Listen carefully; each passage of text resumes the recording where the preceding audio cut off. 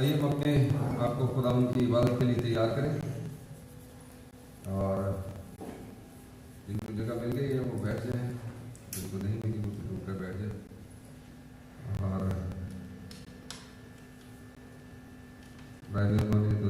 करना बातचीत करना बंद कीजिए। हम खुदा की इबादत को शुरू करने को है।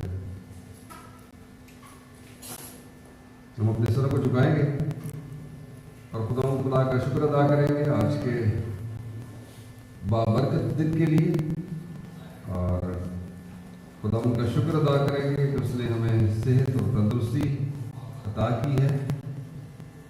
वो कोरोना वायरस ने दोबारा से सर उठाना शुरू किया, बहुत से मरीज सामने आना शुरू हो गए हैं, लेकिन हमारा ईमान है कि खुदावंद ने जिस तरह से हमें पहले महफूज रखा है वैसे ही अब भी वो अपनी कुदरत के साथ हमें महफूज रखेगा। ज़रूरत इस बात की है कि जो एहतियात है वो हम करें। इसके अलावा जो सबसे बड़ी एहतियात है वो ये है कि हम खुदा के हजूर में कसरत के साथ आया करें, अपने आप को खुदा की हजूरी में हमेशा पेश किया करें, इसलिए कि खुदा सब कुछ करने पर कादिर है, हर एक चीज़ उसके कब्ज़े में है। वही इस वबा से भी हमें महफूज रख सकता है, छुड़ा सकता है। हम शुक्र अदा करेंगे कि आज हमें फिर ये मौका मिला है कि हम एक बड़े ख़ानदान की सूरत में, किसी सूरत में खुदावंद की इबादत करने को है। जितने अजीज़ मौजूद हैं उन सबों की मौजूदगी के लिए खुदावंद का शुक्र अदा करेंगे। जो किसी सबब से वक्त पर नहीं पहुंच पाए उन सबों को खुदावंद की हुजूरी में याद करेंगे कि खुदा उनको सलामती के साथ यहाँ पर ले आए।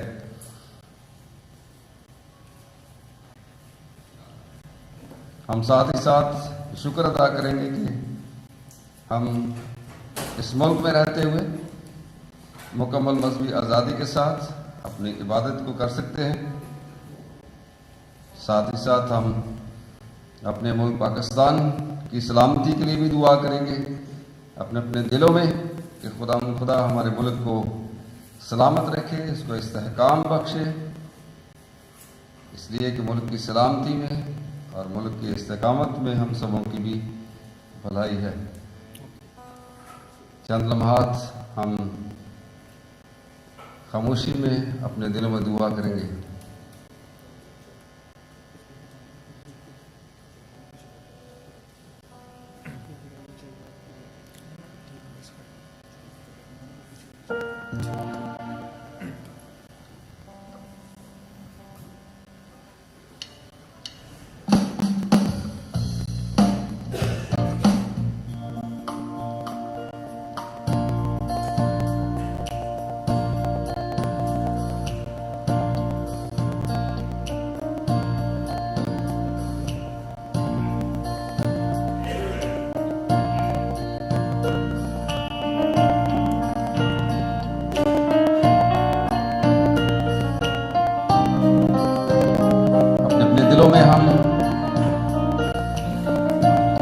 दुआ करें कि खुदावंद आज की इबादत हमारे लिए बाइस बरकत बनाए।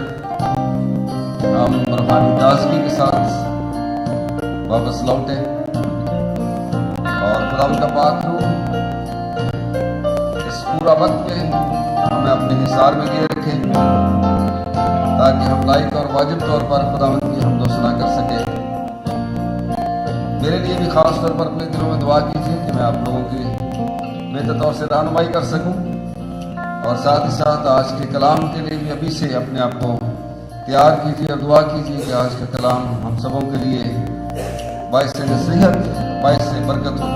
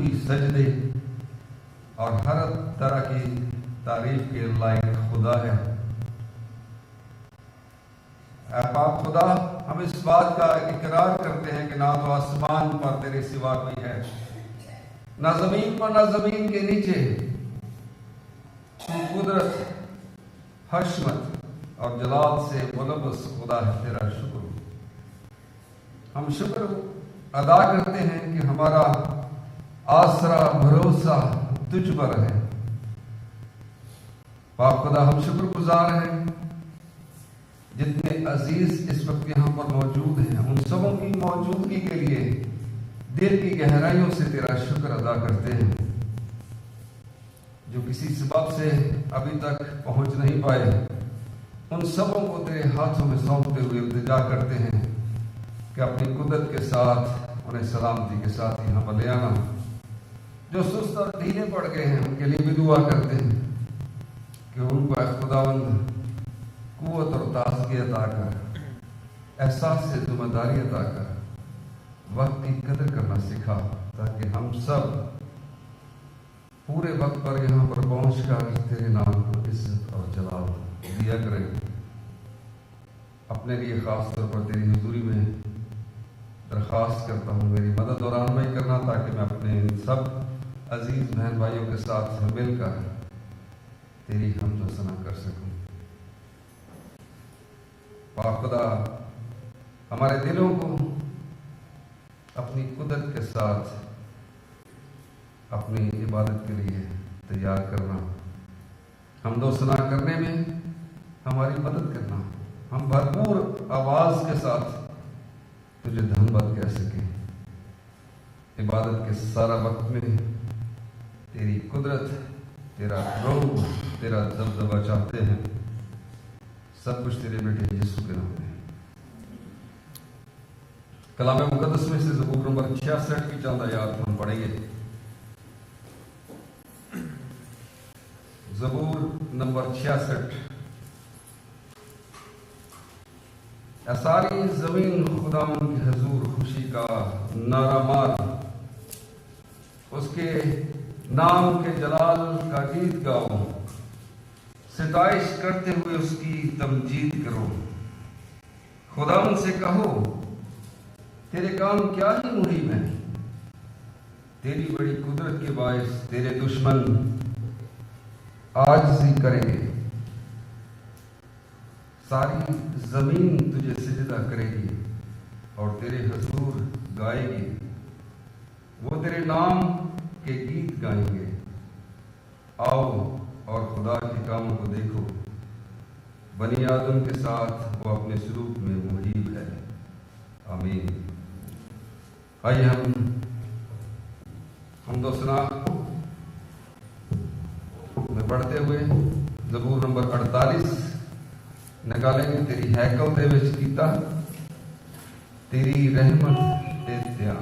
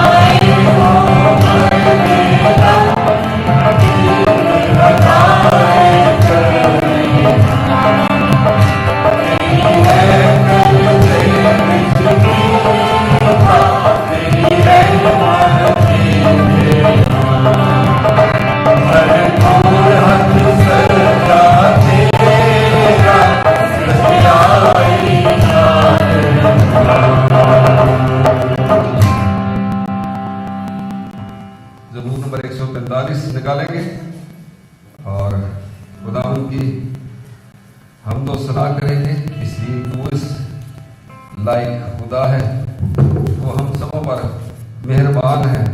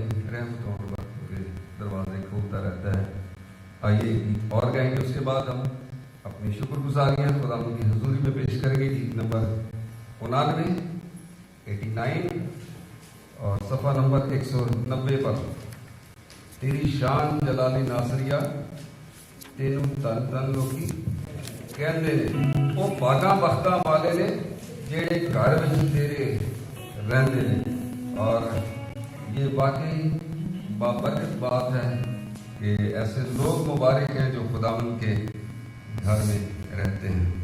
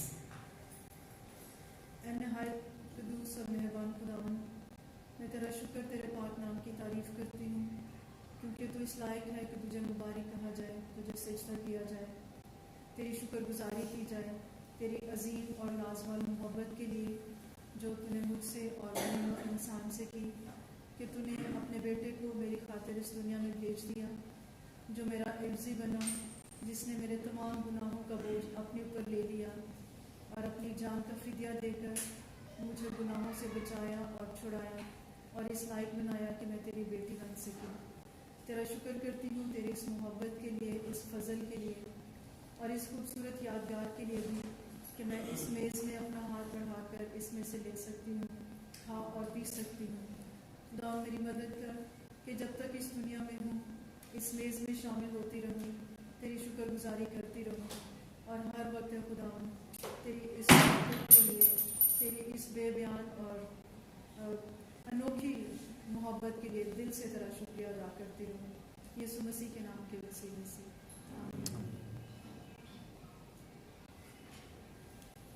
हमारे भाइयों के लिए भी मौका है कि वो अपनी शुक्रगुजारियाँ खुदा की हुजूरी में पेश करें।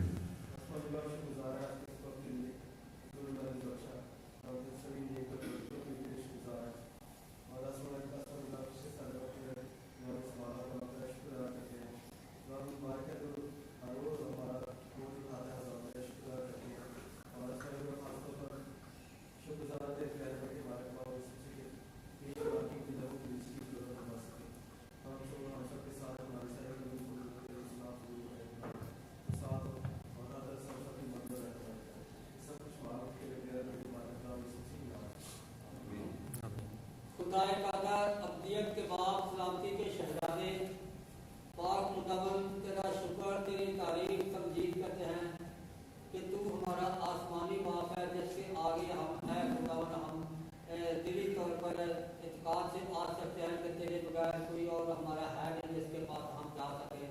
सो है खुदावन तेरा शुक्र करते हैं कि जब गुजरी हुई जिंदगी के लिए जिसमें तूने हमें संभाला, आज का दिन से क्या तेरे लोगों में आ सके। खुदा बाप इस बात के लिए तेरा शुक्र करते हैं और इस बात के लिए खुदा तेरे आगे फरियाद करते हैं कि हम सबको जितने भी तेरे हजूर में बैठे हैं एक एक को अपने पाक रूह से मामूर कर, ताकि ऐ खुदा बाप जो तेरी पाक में हम सब के लिए बिछाई दिया है इसमें शामिल हो सके और इसकी हकीकत को समझ सके, क्योंकि तू ही हमारा आत्मा तू ही ने हमें आने वाले गजब से बचाया और तूने आया खुदा बाप हमें अपना पाक खून और गोश्त खाने में दे दिया है जबकि कोई और दे नहीं सकता। तू हमारी दुआओं को सुन और कबूल कर, सबके ईमानों को मजबूत कर, तेरे पाक और जिंदा नाम से मांगते हैं। बड़ी तेरी दी हुई नियमतों और बरकतों के लिए तेरे शुक्र करता हूँ। गुजरे हुए दिनों में मुझे संभाला, इस बात के लिए भी तेरे शुक्र करता हूँ। आइंदा दिनों में भी इसी तरह से मुझे संभाले रखना और खास तौर पर तेरी लाजवाब मोहब्बत के लिए मैं तेरे शुक्र करता हूँ। तूने अपने आप को शरीर पर कुर्बान करके मुझे से इंसान को बचाया, इस बात के लिए मैं तेरे शुक्र करता हूँ। जब तक मैं इस दुनिया में जिंदा रहूँ मैं इसी तरह तेरी पाक में शामिल होता रहूँ। ये सब कुछ तेरे प्यारे और जलाली नाम से मांगता हूँ। आमीन। पाक खुदा, इसमें ज़रा भी अवहाम नहीं है कि अगर तू मेरी हामी ना भरता तो खुदावंद मैं गुनाह की हालत में मर जाता, मेरा कोई चारा ना होता। शुक्रगुजार हूँ कि तूने अहमद पर अपने बेटे को इस दुनिया में भेज दिया और उसने अपनी जान का कफारा अदा किया, हमारी खताओं को अपने ऊपर ले लिया। जो सज़ा मुझे मिलनी चाहिए थी वो तूने अपने ऊपर बर्दाश्त की, अपने कीमती खून के वसीले से मुझे खरीद लिया, अपने मुकद्दसों में शामिल किया। तेरा शुक्र हो, तेरे नाम की तारीफ हो। पाक खुदा, इस मेज़ के लिए भी मैं शुक्रगुजार हूँ जो तूने मेरे और मेरे दुश्मन के रूबरू बिछाई है और मुझे आज़ादी हासिल है कि मैं अपना हाथ बढ़ाकर इसमें से खा और पी सकता हूँ।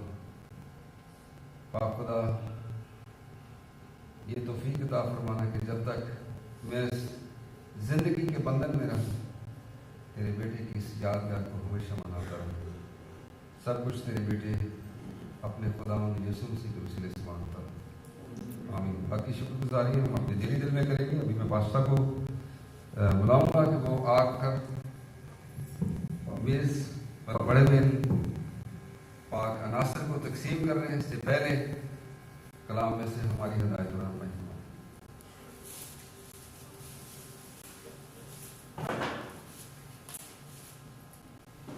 मेरे साथ एक हवाला निकालिए, रोमियो का खत, उसका 6वां बाब और आयत नंबर 5 से 11 तक आपकी खिदमत में तलावत की जाएगी।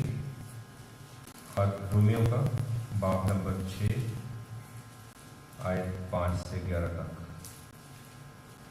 क्योंकि जब हम उसकी मौत की मुशाबत से उसके साथ पेवस्ता हो गए तो बेशक उसके जी उठने की मुशाबत से भी पाक उसके साथ पेवस्ता होंगे। चुनांचे हम जानते हैं कि हमारी पुरानी इंसानियत उसके साथ इसलिए मसलूब की गई कि गुनाह का बदन बेकार हो जाए, ताकि हम आगे को गुनाह की गुलामी में न रहें। क्योंकि जो हुआ वो गुनाह से बरी हुआ। बस जब हम मसीह के साथ हुए तो हमें यकीन है कि उसके साथ जिएंगे भी, क्योंकि ये जानते हैं कि मसीह जब मुर्दों में से जी उठा है तो फिर नहीं मरने का, मौत का फिर उस पर इख्तियार नहीं होने का। क्योंकि मसीह जो हुआ गुनाह के एतबार से एक बार हुआ, मगर अब जो जीता है तो खुदा के एतबार से जीता है। इसी तरह तुम भी अपने आप को गुनाह के एतबार से मुर्दा मगर खुदा के एतबार से मसीह यीशु में जिंदा समझो। आमीन। ये बहुत ही ताकतवर बात इस हवाले में की गई है, ऐसी बात जिसके लिए दुनिया बहुत से जतन करती हुई नजर आती है। मकसद उनका एक ही है कि जब हम इस दुनिया से चले जाएं तो हमारा ठिकाना जो है वो ऐसा हो जिससे ऊपर वाला पसंद करे। लेकिन इस हवाले में जो बड़ी बात कर दी गई है वो ये है कि जब कोई मसीह यीशु में मर जाता है, यानी अपने गुनाहों से निजात पाता है, तो फिर जिस तरह यीशु मसीह गुनाह के एतबार से एक बार हुआ मगर अब वो जीता है, इसका मतलब है कि एक बार मरना फिर पूरे तौर पे जीना खुदावंद में। यही हालत ईमानदारों की हो जाती है। तो मेरे और आपके लिए कितनी बड़ी और खुशी की बात है कि ये अनासर जब हम लेते हैं तो ये इस बात की याद दहानी है कि हम ना भूलें कि इसके पीछे बहुत बड़ा वादा है। और ये वादा मेरा ख्याल दुनिया का सबसे बड़ा वादा अगर कहा जाए तो कम ना होगा कि आपका वजूद जब ख़त्म होता है तो हकीकत में वो ख़त्म नहीं होता, रूहानी तौर पे वो जारी और सारी रहता है। तो आइए हम अपने सरों को झुकाएं, दुआ करें। मेरी दरख्वास्त है भाई बहनों यकूब से और भाई काशिफ से कि वो सामने आए, इन अनासर को तकसीम करने में मदद फरमाएं और साथ साथ कलाम की रोशनी में दुआ की जाए और इन अनासर की तकदीस के लिए भी दुआ में रहनुमाई फरमाएं।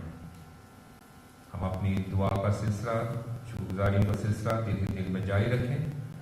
हमारे भाई हमारी मदद करने में हमारा साथ निभाएंगे।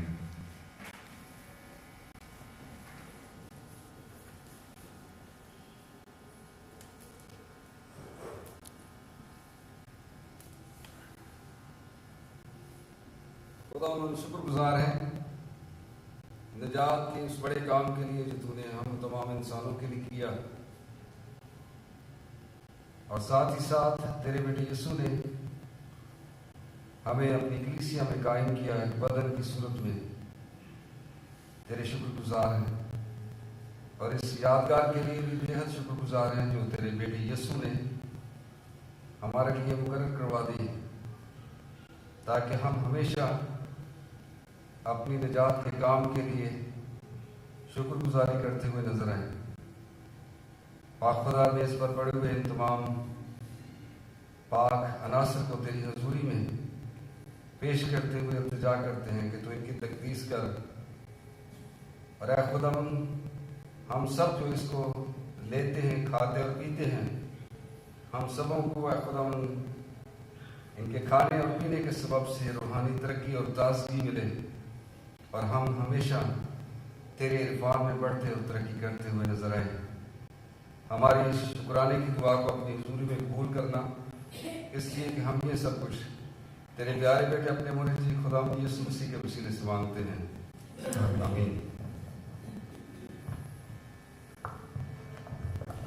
आसमानी बाप, मैं भी दिल की गहराइयों से तेरा शुक्र अदा करता हूँ तेरी उस अजीब और लाजवाब मोहब्बत के लिए तूने अपने चौथे बेटे हमारे खुदावंद यीशु मसीह के वसीले हमसे रखी, और खुदावंद हमें आज़ादी बख्शी है इस मेज़ में, जो हमें याद दिलाती है कि हमारे प्यारे मसीह ने अपना कीमती बदन और अपना कीमती खून बहा दिया ताकि हम बचाए जाएँ और अपनी ज़िंदगी के वारिस ठहराए जाएँ। प्यारे यीशु, हम तेरा शुक्र करते हैं इस लाजवाब मोहब्बत के लिए और इस मेज़ के लिए जिसमें हम आज़ादी से अपना हाथ बढ़ाकर उस यादगार को मना सकते हैं जो तूने खुद आज से हज़ारों साल पहले मुकर्रर करवा दी।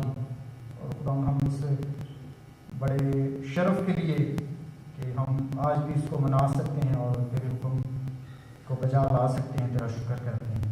खुदा बख्श दे जब तक हम इस दुनिया में हैं तेरे कलाम के मुताबिक हम इसको मनाते रहें और अपनी ज़िंदगियों पे गौर करते रहें।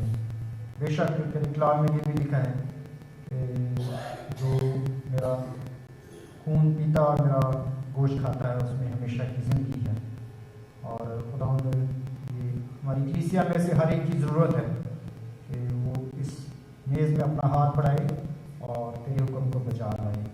खुदावंद हमारी ये भी मिन्नत है जो हमारे बहन भाई अभी तक इस शर्फ से महरूम हैं किसी भी तौर से, खुदा उनकी रुकावट और जो भी मुश्किल उनके सामने है वो जाती रहे और वो किसी भी तौर से इस बड़े हक से महरूम ना रह जाएं, बल्कि इसमें शामिल होकर खुदा वो बरकत हासिल करें जो तूने उनकी लिए रख छोड़ी है।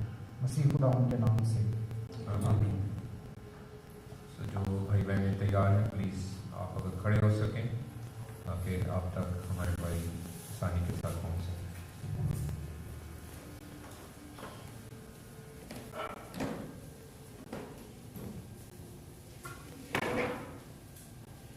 जैसे ये नासर आप तक पहुँचते हैं, आप इनको ले और मसीह में मैंने पाया है एक मोटी बेशबहा, वो लाखों में प्यारा है जैसा आपका।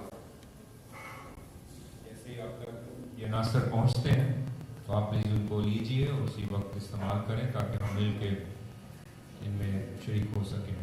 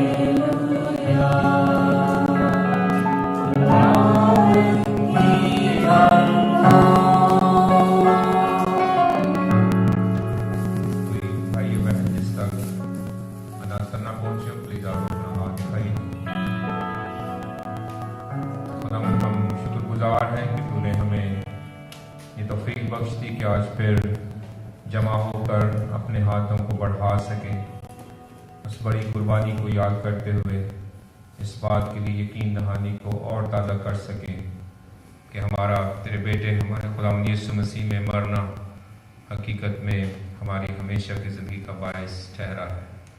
खुदावंद इस बात के लिए शुक्र हो और इसी खुशी और खुदावंद इत्मीनान के साथ हमें आज और आने वाला हफ्ता जो है उसको गुजारने की तौफीक बख्शना, यीशु के नाम से मांगते हैं, आमीन। आप तशरीफ रखिए। खुदावंद का शुक्र हो कि हमने खुदावंद की मेज़ में अपना हाथ बढ़ाया। अभी वक्त है कि हम अपने हदिया जात को हम लाए हैं, खुदावंद की हजूरी में नजर करेंगे। हम गीत गाएंगे, तेरी बाग हजूरी में तेरी प्रस्तुत करते हैं। गीत नंबर 332 सफ़ा नंबर 399 पर 399।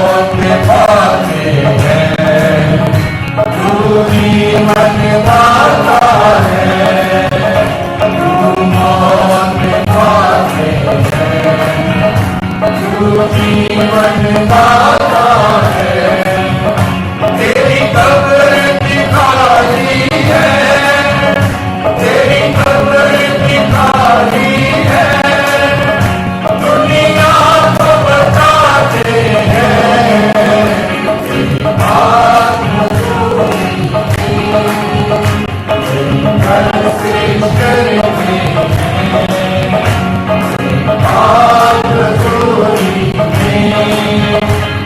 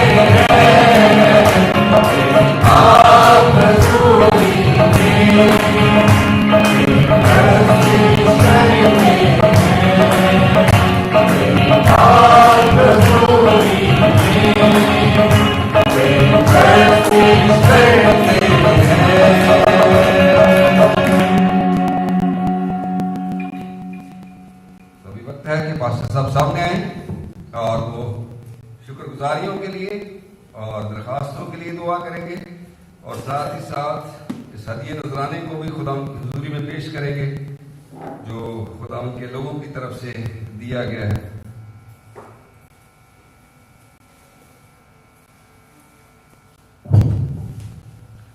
खुदा के अजीम नाम में आप सबको सलाम। खुदा का शुक्र है कि उसने हम सबको आज फिर तौफीक बख्शी कि हम उसके घर में जमा हो सके और अब तक की इबादत जो हमने उसकी हजूरी में अटेंड की है उसके लिए भी हम खुदा का शुक्र करते हैं। दो बातें बताना चाहता हूँ। पहली बात कि अभी जो हमारी जुमे की दुआ या इबादत है उसका आगाज़ दोबारा से हो चुका है। गुज़रे जुमे को 13 तारीख को इस इबादत का जो है वो अनाउंस कर दिया गया था। उम्मीद है आप सब चर्च के व्हाट्सएप ग्रुप में शरीक हैं। अगर नहीं है तो प्लीज़ आप बताइए ताकि आपको भी हम उस ग्रुप में शामिल कर सकें, ताकि ऐसी इतला जो इतवार की इबादत से पहले देना ज़रूरी हो वो आप तक पहुंचाई जा सके, या और भी बातें जिनके लिए आपको बाखबर रहना ज़रूरी है। मिसाल के तौर पे हम कोशिश करते हैं कि हर हफ्ते 1 घंटा आप लोग को दिया जाए कि कोई दुआया दरख्वास्त, कोई शुक्रगुजारी, तो आप उस ग्रुप में ज़रूर शेयर कर सकते हैं और आप करते भी हैं। 13 नवंबर से इसका आगाज़ हो चुका है। इसका वक्त 7 से 8 बजे है और ये आप में से हर एक के लिए है। आप ज़रूर इसको याद रखिए। और दूसरी बात है कि हम कोशिश कर रहे हैं कि हर इतवार को मुश्किल है आप तमाम ख़ानदान के मेंबरान को इकट्ठे यहाँ पे देखना और बुलाना जब तक कि ये वबा ख़त्म नहीं हो जाती, लेकिन हमने फ़ैसला किया है कि 2 हफ्ते के बाद यानी 29 नवंबर को अगर आपके सारे ख़ानदान के लोग आ जाएं इबादत में, और हम उम्मीद करते हैं कि बड़े ग्राउंड में इस इबादत का एहतमाम करेंगे। अगर हालात ठीक रहे, मौसम ठीक रहा, तो प्लीज़ आप याद रखिए कि आप ख़ानदान समेत 29 नवंबर रोज़ इतवार इसी वक्त इबादत के लिए ज़रूर आइए। हमारी खुशी होगी कि हम इकट्ठे मिलके उस जमूद को तोड़ सकें, उस गैप को ख़त्म कर सकें जो हुआ। और जिस तरह बताया जाता है कि रूटीन में आप बारी बारी अपने ख़ानदान के अफराद को ला सकते हैं, कभी 1-2 आए, उसके बाद दूसरे साथी आए, ताकि हर एक को मौका मिले इस कमी को कम करने का। 29 इतवार के रोज़ इबादत जो है वो हम सारे ख़ानदान के अफराद मिल के कन्वेंशन ग्राउंड में करेंगे। आइए हम दुआ करें खुदा की हजूरी में। जो दरख्वास्तें, जो शुक्रगुजारियाँ हैं, वो दुआ में मेरे साथ शरीक हों। खुदावंद, हम तेरा शुक्र करते हैं कि तूने हमें तौफीक बख्शी है कि हम तेरी हजूरी में जमा हो सके, और खुसूसन इस बात के लिए कि जो कुछ तूने हमें माली तौर पे दिया है उसको हम वापस लौटा सके।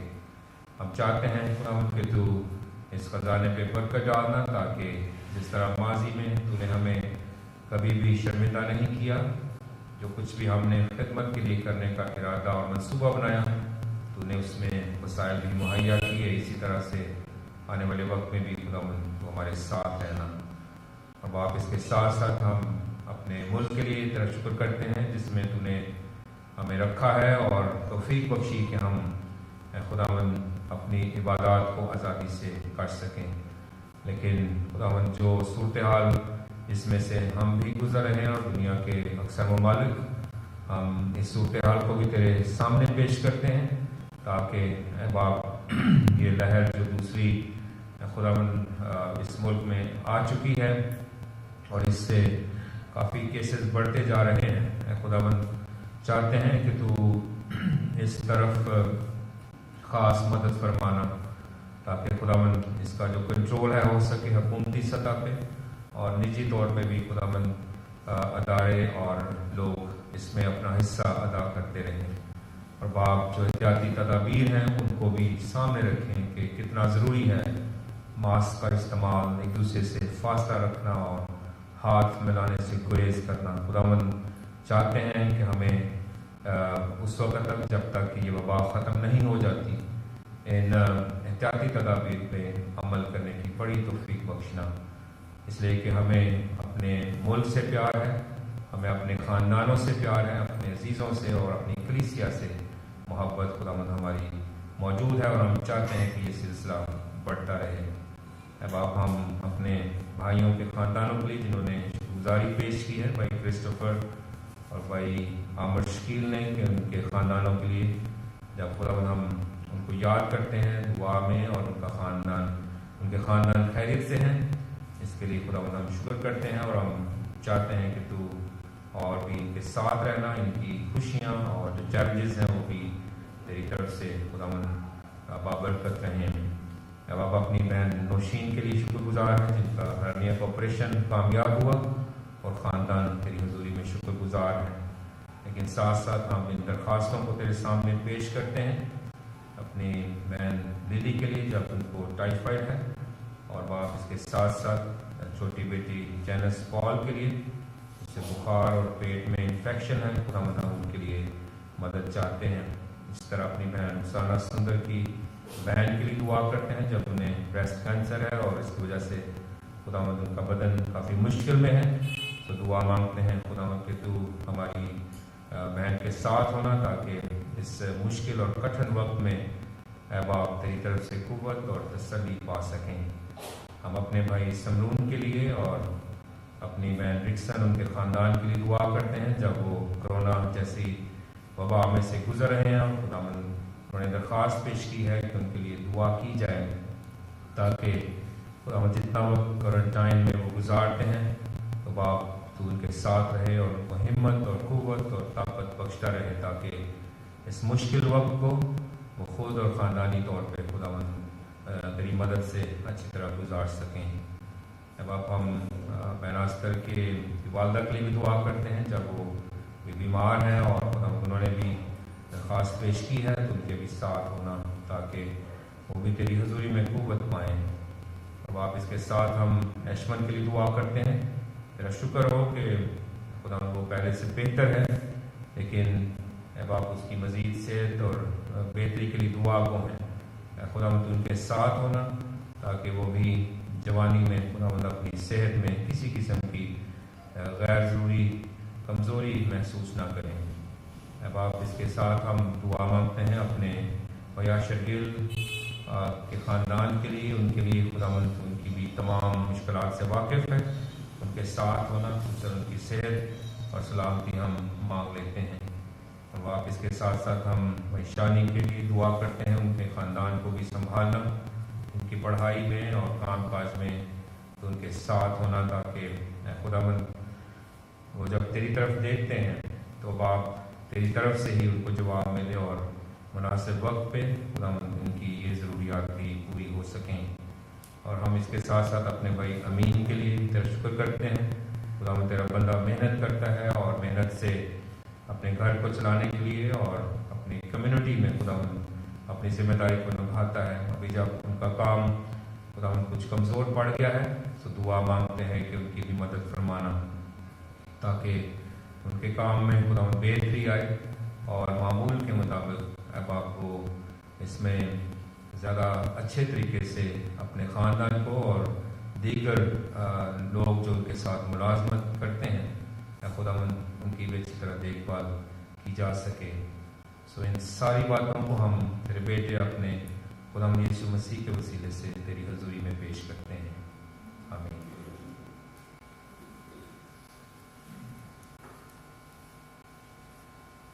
हम एक कोर्स गाएंगे और उसके बाद हम सबको दावत देंगे कि वो आकर खुदा का कलाम पेश करेंगे। बाइबल मुकद्दस खुदा का कलाम। ये बाइबल मुकद्दस खुदा का कलाम, ये जिंदा किताब, ये जिंदा कुरान। ये बाइबल मुकद्दस ये दिल को भी बदले, ख्यालों को बदले, ये गुमराह इंसान की चालों को बदले, ये दिल को भी बदले, ख्यालों को बदले, ये गुमराह इंसान की चालों को बदले।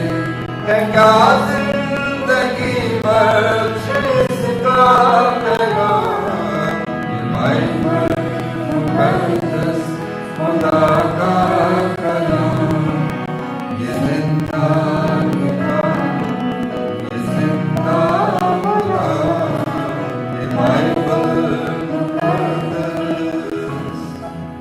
कितने लोग अपने साथ बाइबल मुकद्दस लाए? बुलंद कीजिए। बहुत शुक्रिया जो लेकर आए हैं। जो नहीं लेकर आए उनके लिए चैलेंज है, अपने साथ अपनी बाइबल को जरूर लेकर आए। आइए कलाम मुकद्दस में से आज का मरकजी हवाला देखते हैं। मरकज की अंजील उसका 10वां बाब और उसकी 13वीं आयत से 16वीं आयत तक। मरकज की अंजील उसका 10वां बाब उसकी 13वीं आयत से 16वीं आयत तक। फिर लोग बच्चों को उसके पास लाने लगे ताकि वो उनको छुए, मगर शागिर्दों ने उनको झिड़का। यीशु ये देखकर खफा हुआ और उनसे कहा, बच्चों को मेरे पास आने दो, उनको मना न करो, क्योंकि खुदा की बादशाही ऐसो ही की है। मैं तुमसे सच कहता हूं कि जो कोई खुदा की बादशाही को बच्चे की तरह कबूल न करे, वो इसमें हरगिज दाखिल ना होगा। फिर उसने उन्हें अपनी गोद में लिया और उन पर हाथ रखकर उनको बरकत दी। कलाम मुकद्दस का पढ़ा और सुना जाना हम सबों के लिए बायसे बरकत हो। आमीन। अभी पास साहब सामने आएंगे और आज के जिंदगी बख्श कलाम को हमारे साथ शेयर करेंगे।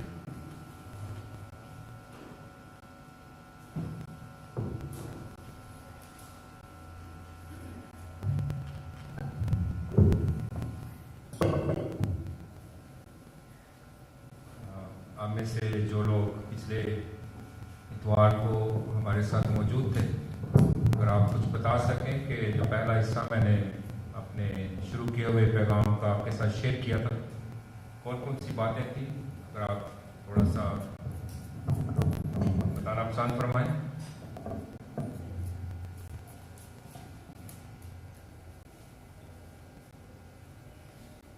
हवाला तो आपने सुन लिया ना, इससे आपको एक इशारा मिल गया होगा, खासतौर पे हमारे साथी जो पिछले इतवार मौजूद थे।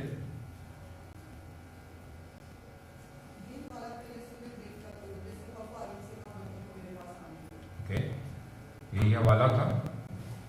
तो इसमें कौन कौन सी 4-5 मोटी बातें थी जो मैंने अपने इब्तदाइया पैगाम में आपके साथ शेयर की थी।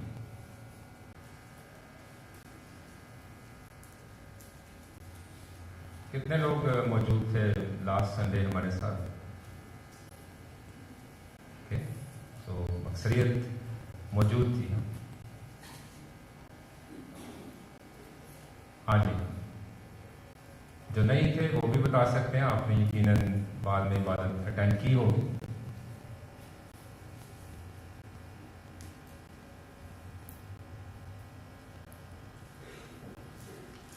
मैंने जो बातें आपके साथ शेयर की थी उनमें आपकी याद दहानी के लिए बताना चाहता हूँ कि हवाले की रोशनी में मैंने बताया था कि खुदावंद यीशु मसीह बच्चों से मोहब्बत करता था, और बच्चों के ताल्लुक से मैंने ये भी बताया था कि अक़वाम मुत्तहिदा का जो एक अदारा यूनिसेफ, उसके मुताबिक बच्चे उनको ऐसा माहौल मिलना चाहिए जिसमें वो अपनी आज़ादी के साथ खेल कूद सकें, पढ़ाई कर सकें, और जैसे वो चाहते हैं हदूद में रहते हुए ज़िंदगी बसर कर सकें। और बच्चे की तारीफ हमने देखी कि बच्चा उसे कहा जाता है जिसकी उम्र 17-18 साल या इससे कम हो।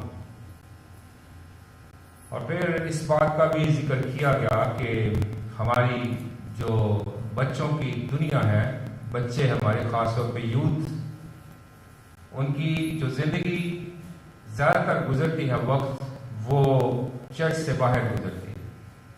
तकरीबन 97-98% उनका वक्त इस चर्च हॉल से बाहर गुजरता है। वो भी इसलिए इस तरह अगर बच्चों के लिए कम से कम 2 इबादत का एहतमाम उनके चर्च में होता हो, जैसे कि हमारी कलीसिया में है इतवार को और यूथ मीटिंग में, और वो भी कि अगर बच्चे इन इबादत में तशरीफ लाएं तब जाके आप कह लें कि 2 या 3% वक्त बच्चों का यहाँ पे गुजरता है पूरे हफ्ते में। बाकी 97-98% वक्त जो है वो चर्च से बाहर अपने ख़ानदानों में, पढ़ाई लिखाई करने में और दीगर मामलात में।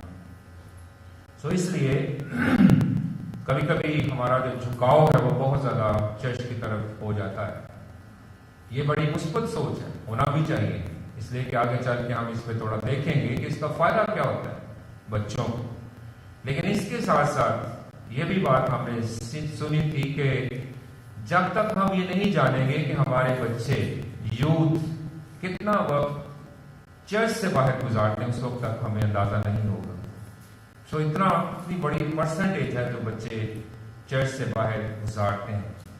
हम कह सकते हैं कि रूहानी माहौल से आउट होकर गुजारते हैं, या जिनके घरों में रूहानी माहौल मिलता है वो तो अच्छी बात है, लेकिन बहुत से घराने ऐसे होते हैं जो सिर्फ इत्तेफाक करते हैं चर्च तक। हमने ये बात इसलिए शुरू की क्योंकि उन दिनों छोटी बच्ची आरजू का केस जो है वो काफ़ी ज़्यादा नुमाया था, और अभी भी वो सिलसिला चल रहा है कि कैसे हम बच्चों की अहमियत के बारे में समझ सकें, ख़ासतौर पे यूथ, और कि किस तरह हम और बेहतर तरीके से इनकी मदद करने के लिए आगे बढ़ सकते हैं।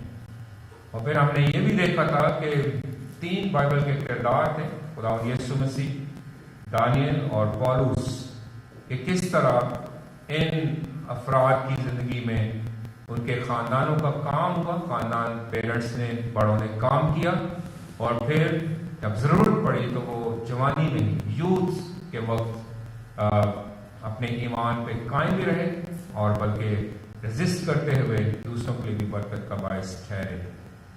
तो ये वो खुलासा है जो मैंने पिछले बार आपकी रोशनी में पेश किया था कि कैसे हम यूथ को जान सकते हैं, उनके बारे में आगे बढ़ने के लिए सोच सकते हैं। और आज मैं ख़ास बात आपके साथ जो करना चाहता हूँ वो है कि यूथ हमसे क्या तवक्को करती है। हमारे बच्चे जिनकी उम्र 12 साल, 15 साल, 18 साल, वो हमें किस तरह से देखना चाहते हैं, वो क्या चाहते हैं कि हम उनके लिए करते हुए नजर आए, या अपने मुआशरे की रोशनी में, खुदा के कलाम की रोशनी में हमें उनको किस तरह से देखना चाहिए। तो पहली बात हम ना भूलें वो है कि हम बच्चों को नज़रअंदाज करने से गुरेज करें, हम उनको इग्नोर ना करें, इसलिए कि जिस वक्त में से मैं और आप गुजर रहे हैं बहुत हद तक हमारी मजबूरियां हैं, बहुत हद तक हमारी ज़रूरत है कि हम अपनी जो खिदमत है, हम अपने काम काज में मसरूफ रहें। कहा जाता है कि काम का मिलना भी एक बरकत की अलामत है। ऐसे लोग जिनके पास काम नहीं है, आप उनसे कभी पूछें कि आपकी ज़िंदगी कैसी गुजरती है। वो लोग जो किसी वजह से बेरोजगार हो जाते हैं, उनकी जॉब छूट जाती है, आप कभी उनकी ज़िंदगी में जाकर देखें कि उनकी जहनी और अंदरूनी हालत का क्या हाल हो रहा है। सो काम काज खुदा की तरफ से एक बरकत है, ये हमारे लिए ब्लेसिंग है कि हमें काम और खिदमत और मसरूफ रहने के लिए खुदा ने ऐसे मौके मुयस्सर किए।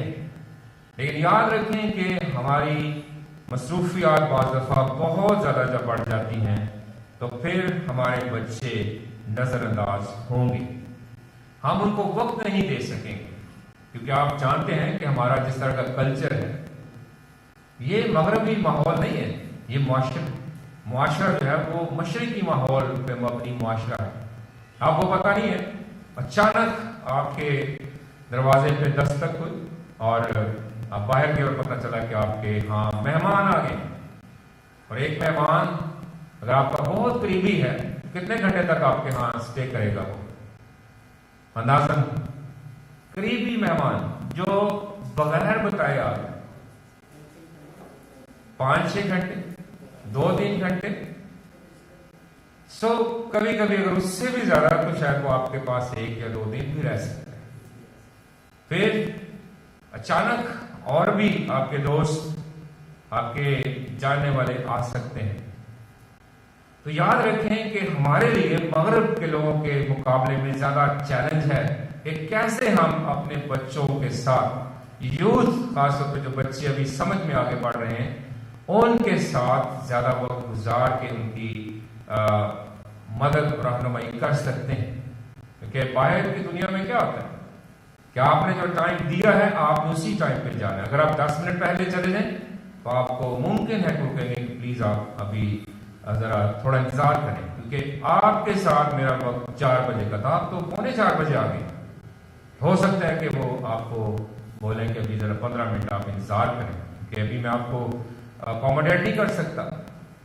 लेकिन हमारे मुल्क में ये सूरत हाल फर्क है अभी भी। तो इसलिए आप याद रखें कि हमारा वक्त जो है वो सिर्फ काम काज में नहीं है, बल्कि अचानक भी ऐसे सिलसिले आ सकते हैं। और इसलिए अगर बच्चे हमारे इग्नोर होंगे तो इसका मतलब है कि हम उनकी उस तौर पे मदद नहीं कर सकते, कर रहे जिस तौर पे करनी चाहिए। और इसलिए हमारी कई बातें बच्चों के हवाले से हमसे ओझल हो सकती हैं। मिसाल के तौर पे शायद उनको मेडिकल केयर की जरूरत है, उनकी कोई ऐसा इशू चल रहा है ज़हनी या जिस्मानी तौर पे कि जरूरी है कि हम उनके साथ खड़े हों। और ये कैसे हो सकता है हमें नहीं पता चलेगा, लेकिन जब तक हम उनको देखेंगे नहीं, जब तक हम उनकी मदद नहीं करेंगे। जिस तरह कई दफा बच्चों के साथ ज्यादती के केसेस नजर आते हैं, हमें नहीं पता होता, कभी किसी बच्चे के साथ नफ्सियाती ज्यादती हो रही है, जिस्मानी, जिनसी, फर्क मसाइल में से बच्चे गुजरते हुए नजर आते हैं, लेकिन हमें पता नहीं होता। क्यों नहीं पता होता? बाज दफा या तो हम उनको अभी भी छोटे बच्चे समझते हैं, या हमें ये नहीं पता कि हम उनके साथ उतना वक्त नहीं गुजार पा रहे हैं कि हमारे बच्चों की जरूरत क्या है। उनकी आंखों का कोई मसला है, उनके शायद कोई बदनी ऐसी तकलीफ है जो वो अपनी माँ के साथ शेयर कर सकते हैं, अपने बाप के साथ शेयर कर सकते हैं। लेकिन अगर बाप ने रात को देर से वापस आना है कि जब बच्चे सो रहे हैं और सुबह बच्चों के सोते हुए घर से निकल जाना है, तो बच्चे कैसे अपने बाप के साथ वक्त गुजारेंगे, माँ के साथ वक्त गुजारेंगे, और किस तरह से बतौर वालिदैन बच्चों के साथ आपका वक्त गुजरेगा? मुश्किल है। आप में से वो लोग जिन्होंने ये पहले बात नहीं सुनी, मैं उनके लिए बताना चाहता हूं कि एक खादम था, उसने एक वाकया बताया कि मैं जब घर से निकलता हूं तो मेरे बच्चे सोए होते हैं, और जब घर वापस आता हूं तो फिर भी हमारे बच्चे जो हैं वो सोए होते हैं। तो किसी ने उससे पूछा कि आपके बच्चों की उम्रें क्या क्या हैं? तो उसको उम्रों का तो नहीं पता था, लेकिन उसको अपने बच्चों के ना साइज जो होता है, कद का पता था। लेकिन वो भी इस तरह नहीं पता था कि कितने बड़े हैं, बल्कि उसने कहा कि उस बाप ने जवाब दिया कि मेरे एक बच्चे की उम्र इतनी है, दूसरे बच्चे की उम्र इतनी है, और तीसरे बच्चे की उम्र जो है वो, और इसने अपने बाजू को फैलाया। बताना वो ये चाह रहा था कि मैं जब घर से निकलता हूं तो बच्चे सोए होते हैं, जब घर वापस आता हूं तो बच्चे सोए होते हैं, तो इसलिए मैं इससे ज्यादा आपको नहीं बता सकता। तो कभी कभी हम वालिदैन के लिए भी चैलेंज होता है कि कैसे हम अपने बच्चों को लेते हैं, उनको समझते हैं। तो मैं ये बात कर रहा था कि अगर वालिदैन अपने बच्चों को वक्त नहीं देते जितना कि बच्चों का हक है, तो शायद हम उनकी मदद नहीं कर सकते। एक किताब मेरे पास है ज्यादती से बच्चों का तहफ़्फ़ुज़। अगर आपको मौका मिले तो आप ज़रूर इसको पढ़िए। ये डॉक्टर लियाकत कैसर साहब ने इसको तहरीर किया है। इसमें बहुत किस्म की जो ज्यादतियाँ बच्चों के साथ होती हैं, बच्चियों के साथ होती हैं, उसका जिक्र आपको मिल सकता है कि कैसे आप इनकी रोकथाम करने में मदद कर सकते हैं। तालीम एक और मामला है जिसमें बच्चे अक्सर अपने वालिदैन को देखते हैं। अफसोस के साथ ये कहना पड़ता है कि बाज़ मौक़ों पे हमारी यूथ, हमारे बच्चे, उनसे इम्तियाजी सलूक किया जाता है। इस सिलसिले में भी लड़के को ज़्यादा अच्छी पढ़ाई करवाना और बेटियों को शायद उस तौर पे मौका ना देना। और मैं आपको बताना चाहता हूँ, जो मेरे तजर्बे में, मेरे मुशाहिदे में बातें आई हैं कि बच्चियाँ जब बड़ी होती हैं तो वो फील करती हैं, उसका जिक्र करती हैं कि हमारे वालिदैन ने हमारे भाइयों के मुकाबले में हमारे साथ उस तौर पे रवैया अख्तियार नहीं किया जिस तौर पे कि करना चाहिए था। तो ये एक चैलेंज है बहुत बड़ा। यूथ, बच्चियां, बच्चे क्यों वो फील करते हैं, उसके पीछे बाज़ दफ़ा रीजंस होती हैं और वो अफसोस के साथ कहना पड़ता है कि वो शायद वालिदैन से अनजाने में इग्नोर हो जाती हैं ऐसी चीजें, या शायद जानबूझ के हो जाती हैं कि हमारा मुआशरा ऐसा है कि लड़के को हम ज्यादा परवान चढ़ाने में अपने वसाइल इस्तेमाल करेंगे और बेटियों को शायद उस तौर पे नहीं। लेकिन याद रखें कि अगर ऐसा होगा तो फिर किसी भी वक्त वो आपके मुंह पे बात कर सकती है। कलाम का नक्शा क्या है? मेरे साथ अगर आप निकालें पैदाइश उसका पहला बाब, वो बड़ी वाज़ेह बात है जहां हमें बाइबल के मुआशरे की सोच के मुताबिक सोचने की जरूरत रहनी चाहिए। पैदाइश पहला बाब 27वीं आयत, खुदा ने इंसान को अपनी सूरत पर पैदा किया, खुदा की सूरत पर उसको पैदा किया, नर और नारी उनको पैदा किया। इसका क्या मतलब है कि बच्चे और बच्चियां दोनों को खुदा ने अपनी सूरत पर पैदा किया।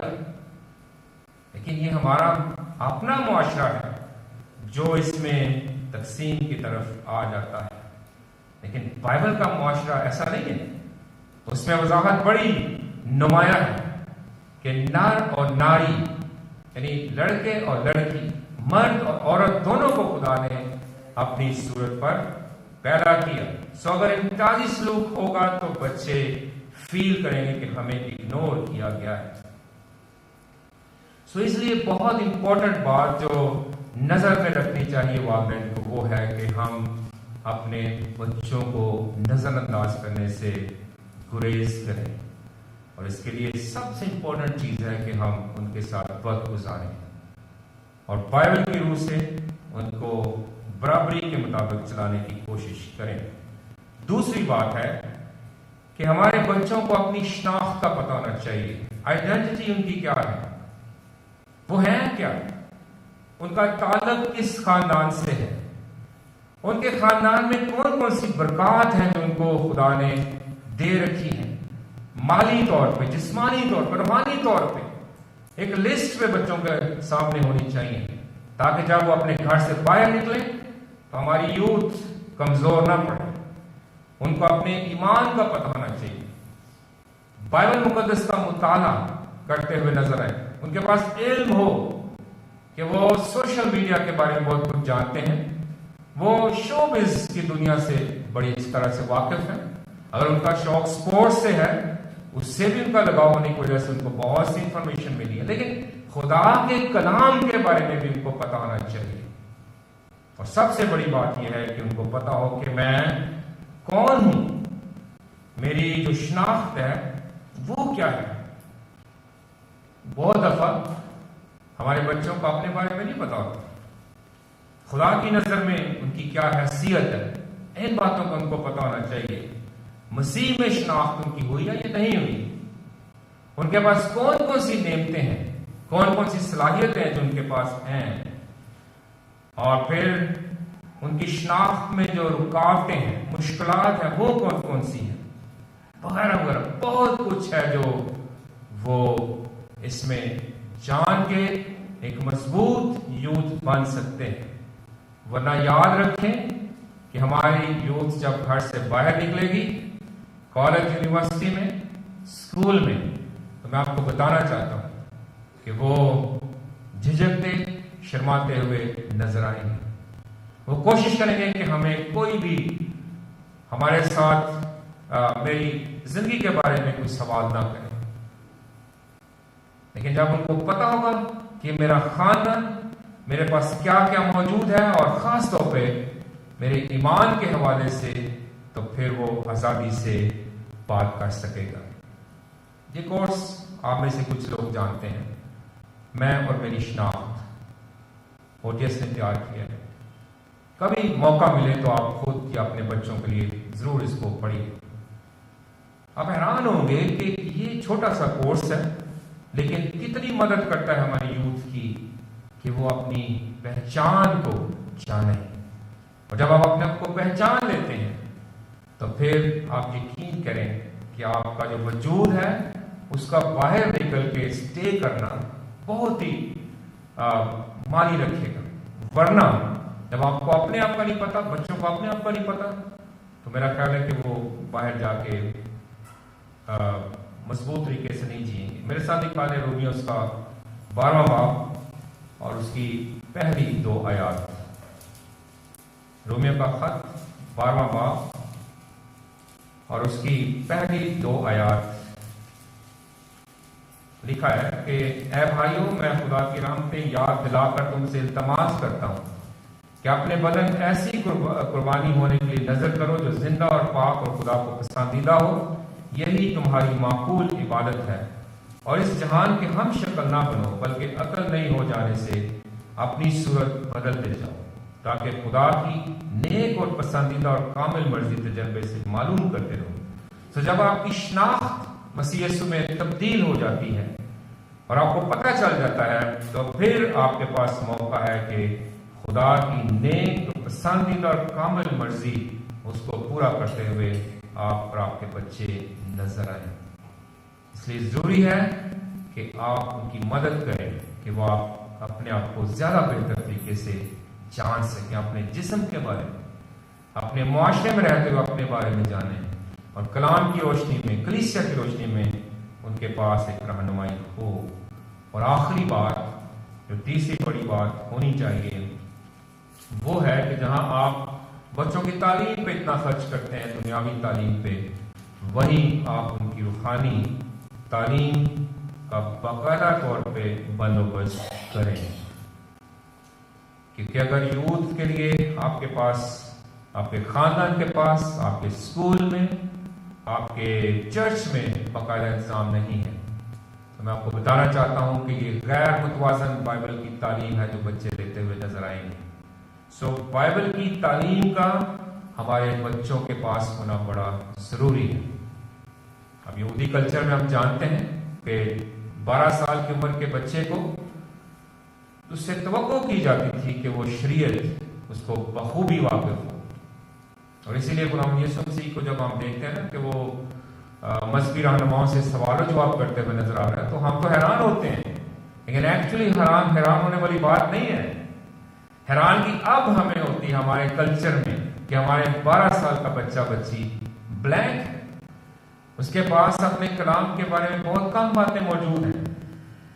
कई बच्चे हमारे बड़े शार्प हैं, लेकिन अमूमी हालत जो हमारी कम्युनिटी की नजर आती है उसमें खुदा के कलाम बहुत कम हम समझते हैं हमारे बच्चे। अभी बात हो रही थी कि कौन कौन अपनी अपनी बाइबलें लेकर आए हैं। तो मतलब क्या था कि कितने हमारे बच्चे हैं जिनके पास खुदा के कलाम के मौजूद होने के साथ साथ यहाँ पे इल्म मौजूद है, दिल में है कि वो उसकी रहनुमाई में अपनी जिंदगी बसर कर रहे हैं। मैं बहुत इम्प्रेस होता हूँ जब हमारे अक्सरी तबके के बच्चे जो हैं वो छोटे छोटे हैं, 4, 5, 6 साल के, और सुबह सवेरे जब मैं और आप सोए होते हैं, वो स्पारा पढ़ने के लिए किसी न किसी से मदद लेने के लिए कभी किसी दुकान में पहुंचे होते हैं, कभी कहीं एक ही मकसद के सामने, वालिदैन के सामने, कि हमारे बच्चे अपनी मजहबी तालीम से वाकिफ रहें। और याद रखें कि बच्चों ने आखिरकार अपने खानदान से बाहर जाना है, काम काज के लिए, पढ़ाई के लिए। फिर क्या होगा? फिर उनके पास वही बातें काम आएंगी जो खुदा के कलाम से उन्होंने सीखी हैं, और उसका वक्त है बचपन। मुझे याद है जब यूथ बॉयज ग्रुप आगाज हुआ हमारे चर्च में दोबारा से, तो कई ऐसे नौजवान थे जिनकी खातिर, यूथ के बच्चे थे जिनकी खातिर इस ग्रुप का आगाज किया गया। कई दफा यूथ लीडर्स बताते हैं मुझे कि अफसोस के वो लोग अभी नजर नहीं आते। इसका क्या मतलब है? कि वो अफसोस इसलिए कर रहे हैं कि खुदा के कलाम से उनका उठना बैठना, ओढ़ना बिछोड़ना, उनका कलाम के साथ जो ताल्लुक है वो खत्म हो गया है। और इसका मतलब यह है कि फिर वो किसी भी वक्त किसी भी मुश्किल में से गुजर सकते हैं। तो इसलिए हम अपने यूथ को याद रखें कि जितना ज्यादा खुदा के कलाम के साथ अटैच कर सकते हैं जरूर करें, घर में, उनके तालीमी अदारों में और चर्च में। बेशक चर्च में 2, 3, 4% मौका है उनके लिए कि वो आए, लेकिन वही वक्त मेरा ख्याल है कि जब वो बाकायदा तौर पे इस्तेमाल में लाएंगे तो शायद 20, 25, 30% से ज्यादा हमें उनकी जिंदगी में उसका असर नजर आएगा। आप जो यहाँ पे बैठे हुए हैं, मैं महसूस कर रहा हूँ कि बहुत ज्यादा हमारे भाई बहने वो हैं जिन्होंने संडे स्कूल और यूथ में से बाइबल की तरबियत हासिल की है। और अगर मैं आपसे सवाल करूं कि आपका अब जब जहां जहां खुदा ने आपको रखा है काम काज और खिदमत के लिए, वहां आपके ईमान की हालत क्या है? क्या आप डामाडोल तो नहीं होते? तो जवाब मेरे अपने मुशाहिदे के मुताबिक ये होगा कि आप में कैसा नहीं है। वजह क्या है? क्योंकि आपने बचपन में कलाम को अच्छी तरह से अपने अंदर डाला, आपके बड़ों ने आपकी मदद की है, आपको छोड़ के आते रहे यहाँ पे संडे स्कूल, यूथ, ताकि आप बच्चे होते हुए खुदा के कलाम से मुनहरफ ना हो।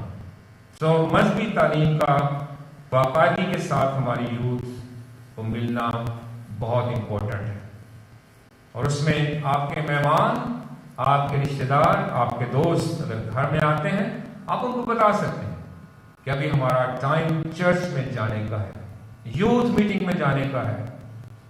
इसीलिए मुझे बार बार वो वक्त अच्छा लगता है जब पुराने वक्त में मेहमान घर आते थे तो उस वक्त के लोग मेहमानों को भी चर्च में ले आते थे। लेकिन आज क्या होता है? मेहमान आते हैं तो हमारे अपने लोग एब्सेंट हो जाते हैं चर्च से। वजह जी हमारे घर मेहमान आते थे। यानी जो है ना वो सिलसिला उल्ट हो रहा है। लेकिन अच्छी बातों में हमारे सिलसिले उल्ट नहीं होने चाहिए। कोई बहुत ही मजबूरी होना चाहिए, लेकिन मेहमानों को भी लाना चाहिए ताकि वो देखें कि आपका ताल्लुक किस कलीसिया से है। अभी कलीसिया में क्या क्या होता है। मुझे याद है कि अगर पिछले साल की बात है कि हमारी कलीसिया की एक फैमिली थी, तो वो अपने उनके अजीज थे, उनको शायद अचानक वो उनको आना पड़ा हमारी कलीसिया में। तो हमारी जो इतवार की इबादत होती है छोटे बच्चों के लिए, संडे चिल्ड्रन क्लब, उनके बच्चे उसमें थोड़ी देर के लिए बैठे। अब उन बच्चों के वालिद ने क्या कहा कि हमारे बच्चों ने यहाँ पे आके बहुत अच्छा महसूस किया, क्योंकि बच्चों की जरूरत जो है वो उस तौर पे पूरी होती नजर आई जिस तौर पे के बच्चे तवक्को करते थे। तो फायदा क्या हुआ है कि आप कलीसिया के खानदान ने अपने अजीजों को भी इस कलीसिया में लाने का फैसला किया, ना कि उनकी वजह से वो घर में रहे, ना उनको फायदा ना उनके अजीजों को फायदा। तो इसलिए हमारे बच्चों को, यूथ को खास तौर पे जरूर आप इस तरफ अटैच रखें ताकि हमारे बच्चे किसी भी वक्त ज्यादा मुश्किल में जाने से बच सकें। और आप जानते हैं कि आरजू और इस तरह की बच्चियों के बहुत से मसाइल जो हैं, उसके पीछे अगर हम इसी केस को लें तो उसके पीछे उसकी अपनी फैमिली का भी रोल है कि किस तरह से ऐसे मौके मुहैया किए गए कि मौका बना और आखिरकार बच्ची जो है वो यहाँ से चली गई। लेकिन ये एक केस है, हालांकि केस बहुत ज्यादा है और ये मुसलसल हर साल बहुत से केसेस होते रहते हैं हमारी कम्युनिटी में भी और दूसरों की जो खासतौर पर अक़लियती तबके से ताल्लुक़ रखने वाली हमारी कौम में है। लेकिन हमें फिक्र करनी है अपनी कम्युनिटी की, अपनी यूथ की, अपने बच्चों की, ताकि उसमें हम कमजोर ना पड़ जाएं। अगर हम उसमें कमजोर पड़ जाएंगे तो इसका मतलब है कि हम एक बहुत बड़ा हिस्सा जो है अपने खानदान का, उसको हम जाया करने की तरफ जा रहे हैं। बहुत से इदारे हैं जो यूथ और बच्चों में मदद करते हैं, जैसे स्क्रिप्चर यूनियन है, MIK, पाकिस्तान बाइबल सोसाइटी है, इनके पास बहुत संवाद है, OTS के पास, जिस तरह मैंने ये आपको सामने किताब कोर्स दिखाया, ये 10 कोर्सेज में मजीद बाकायदा निसाब है। अगर आप पीछे देखें तो इसमें मुख्तलिफ मौज़ूआत हैं, खुदा के बारे में, बाइबल के बारे में, शनाख्त, खानदान, कलीसिया, मुआशरा, ईमान, इखलाकियात, माहौल, मुख्तारी। सो इस तरह के कोर्सेज मौजूद हैं। BTC हमारे यहाँ कैंप्स होते हैं, यहाँ से बाहर मरी और दीगर जगहों पे बाइबल स्टडी कैंप्स होते हैं, और फिर स्पोर्ट्स के जरिए, यानी बहुत कुछ है कि अगर हम अपने बच्चों के लिए अपनी सोच से बढ़ के करने की तरफ जाते हैं तो आप हमसे राब्ता करें, हम आपके साथ खड़े हो सकते हैं, ताकि हमारे बच्चे ज्यादा मुश्किल में ना पड़े।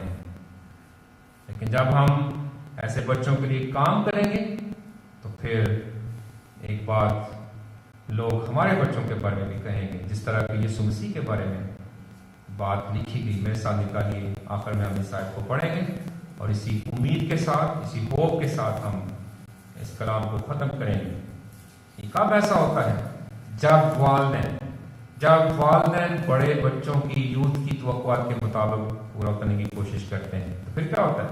लूका 2:52 हम मिल के पढ़ेंगे और तसव्वुर करें, यहाँ पे आप यीशु की जगह अपने किसी एक बच्चे का नाम लें, दिल लें कि आपका बच्चा या बच्ची, उसके बारे में ये बात कही जा रही है। यीशु मसीह के बारे में ये बात कही गई कि वो हिकमत, कदो-कामत, खुदा की और इंसान की मकबूलियत में तरक्की करता है। चार एक मुतवाज़न जो पहलू हैं इंसान की जिंदगी के, वो तरक्की में नजर आते हैं। हिकमत यानी अकल, फहम, कदो-कामत जिस्मानी तौर पे खुदा की नज़र में, इंसान की नज़र में सोशली भी हमें तरक्की नजर आती है। तो मैं चाहता हूँ आप अपनी आंखें बंद करें और इस जगह पे आप अपने बच्चों में से या कलीसिया के किसी एक बच्चे को अपने सामने रखें, या अगर आपका बच्चा या बच्ची छोटा है तो आप उसको अभी से खुदा की हुजूरी में लें और तसव्वुर करें, और एक लिहाज से आप दिल ही दिल में ये प्लान करें कि मैं भी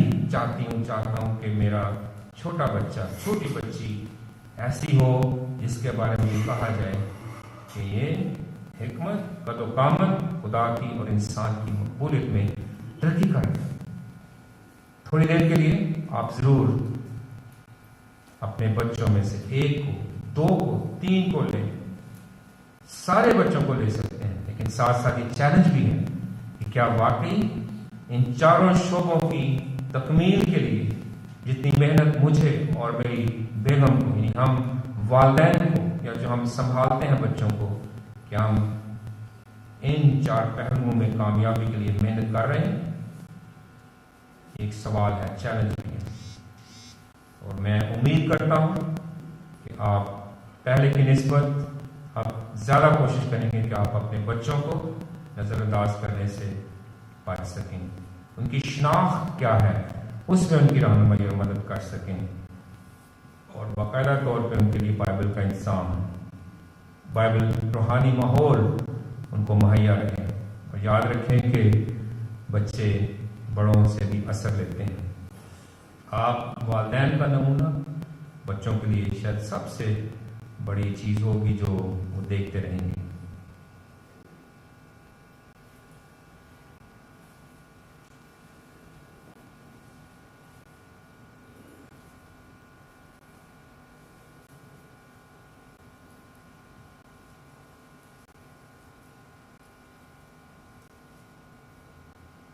खुदा उनका शुक्र हो उसकी जिंदगी बख्श कलाम के लिए, जो हमारे राह की रोशनी और हमारे कदमों के लिए चिराग है। इसमें कोई शक नहीं कि खुदा उनका कलाम जिंदगी के हर एक शोबे में हमारी मदद और रहनुमाई फरमाता है, भले वो हमारा रहन सहन हो, हमारी इज़्दिवाजी ज़िंदगी हो या फिर हमारी आल औलाद, आज के